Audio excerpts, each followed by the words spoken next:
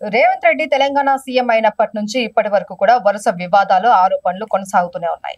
మరి దానిపైన మాట్లాడడానికి మనతో పాటు ఉన్నారు ప్రముఖ కాంగ్రెస్ లీడర్ మానవతరాయ్ గారు. వారితో మాట్లాడతాం. నమస్తే సార్. నమస్తే సార్. ఎక్కడి నుండి స్టార్ట్ చేద్దామని అనుకుంటే నాకు ఒక్కొక్క పాయింట్ అలా యాడ్ అవుతూనే వస్తుంది. హైడ్రా నుంచి మొదలు పెట్టుకుంటే ఇప్పుడు కొండా సురేఖ వరకు ఏ వివాదంతో మొదలు పెట్టాలో నాకైతే అర్థం కావట్లేదు. బట్ ఇప్పుడు బర్నింగ్ ఇష్యూ కొండా సురేఖ వ్యాఖ్యలు, దీంతో మాట్లాడదాం.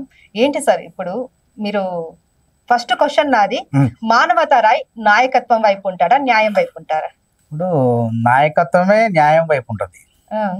నాయకత్వం చేసేదే న్యాయం కోసం. మరి అలా జరుగుతుందంటారా? తప్పకుండా రేవంత్ రెడ్డి నాయకత్వంలో ప్రజలందరికీ, హైదరాబాద్ ప్రజలకు న్యాయం జరగాలని ఈ ప్రజాప్రభుత్వం రేవంత్ రెడ్డి సర్కార్ కృషి చేస్తుంది.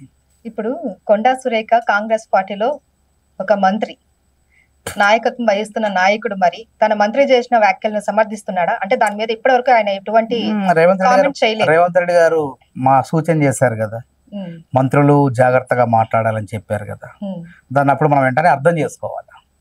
ఆయన కొండా సురేఖ గారు ఆ విధంగా స్పందించడానికి కారణం అంటే ఒక అన్నా చెల్లెళ్ళ బంధాన్ని కూడా బీఆర్ఎస్ వాళ్ళు ఒక వికృత చేష్టలు ఎట్లుంటాయో ఒక రాక్షసులాగా ప్రవర్తించారు.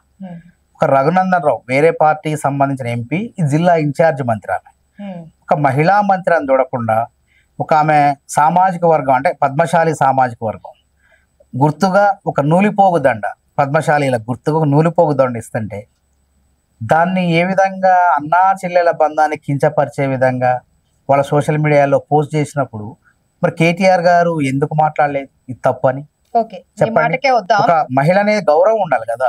అక్కడ చేసింది బిఆర్ఎస్ శ్రేణులు అనేసి అన్నారు. బిఆర్ఎస్ నాయకత్వం దాని మీద మాట్లాడలేదు అని అన్నారు. అగ్రి. మరి ఇక్కడ చేసింది కాంగ్రెస్ లీడర్, మంత్రి, ఒక మహిళ.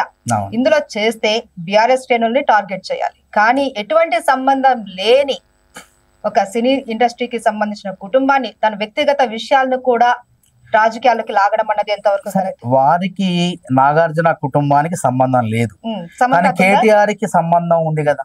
కానీ అందులో ఫోన్ ట్యాపింగ్ కొన్ని ఈ కేటీఆర్ ఈ కేసీఆర్ చేసిన ఫోన్ ట్యాపింగ్ కొన్ని కుటుంబాల్లో చిచ్చు రగిల్చింది.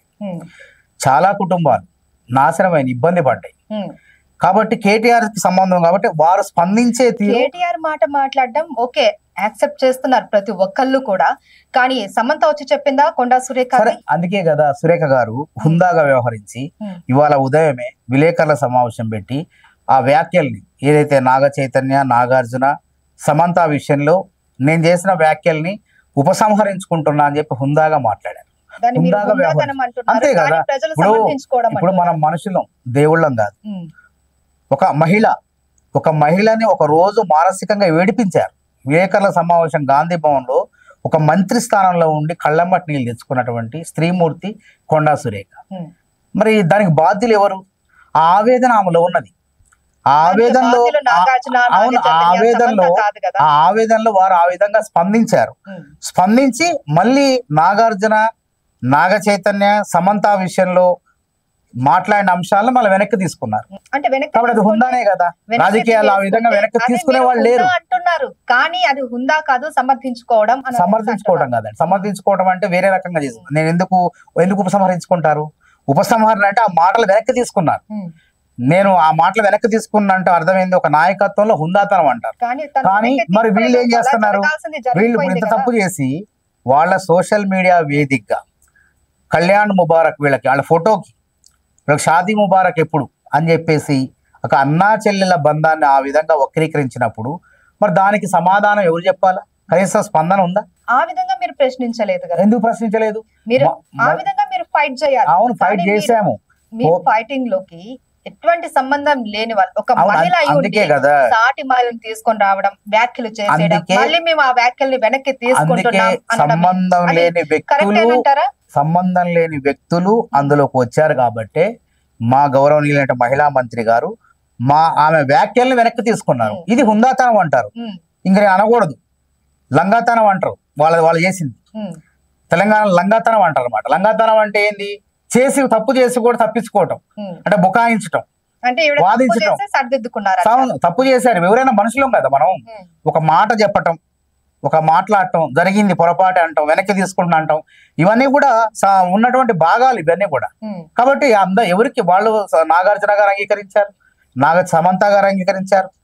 కాబట్టి వీళ్ళు ఎవరు ఒప్పుకోవట్లేదు, కేటీఆర్ ఒప్పుకోవట్లేదు.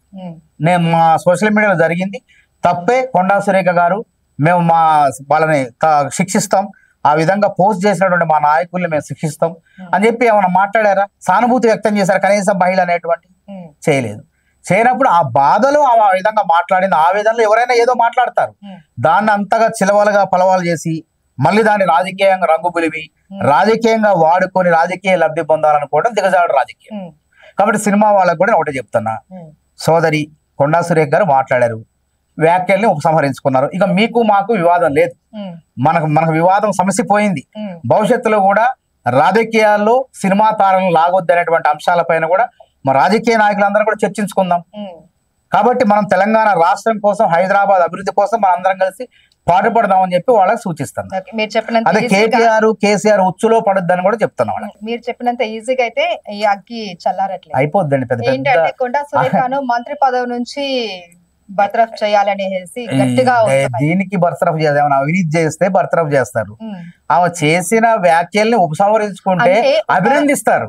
ఇంకా దాన్ని రాజీనామా ఎందుకు చేయమంటారు? రాజీనామా చేయమంటావు, అది ఒక రాజకీయ నాటకంలో భాగం అవుతుంది. ఒక కామన్ మ్యాన్ మాట్లాడారు అని అంటే అవును, ఒక మంత్రిని కించపరచొచ్చా?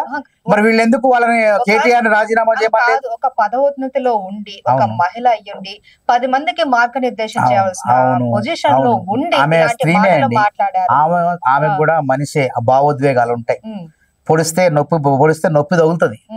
ఒక మంత్రి స్థానంలో ఉన్న మహిళను, అన్నా చెల్లెళ్ళ బంధాన్ని కించపరిస్తే మరి వీళ్ళు ఎందుకు మాట్లాడలేదు? కేటీఆర్ క్షమాపణ చెప్పారు, ఎవడెందుకు మాట్లాడలేదు?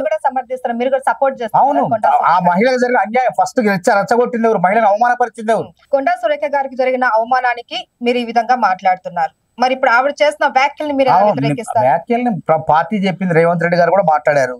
సో జాగ్రత్తగా మాట్లాడాలన్నారు. అదే విధంగా ఒక మహిళ కాబట్టి ఆ విధంగా మాట్లాడి యాక్షన్ ఎందుకు ఉంటదండి? ఏం చేసింది ఆమె? ఏం తప్పు చేసింది? ఆమెను కించపరిచి అవమానపరిచి ఏడిపించిందే కాకుండా ఆ ఏడుపులో ఆ దుఃఖంలో కేటీఆర్ మీద కసితో మాట్లాడింది. కేటీఆర్ మీద మాట్లాడేటప్పుడు అక్కడ సంబంధం ఉంది కాబట్టి ఫోన్ ట్యాపింగ్ లో వారి ప్రస్తావన తీసుకొచ్చింది, ఆ నటుల ప్రస్తావన మళ్ళీ తెలుసుకొని ఉపసంహరించుకుంది, అయిపోయింది. వివాదం సమసిపోయిన వివాదాన్ని ఇంకా మంటబెట్టి రగిల్చి దీన్ని రాజకీయంగా వాడుకోవాలని చూడటం అనేది ఇంతకన్నా దుర్మార్గం ఇంకోటి లేదు.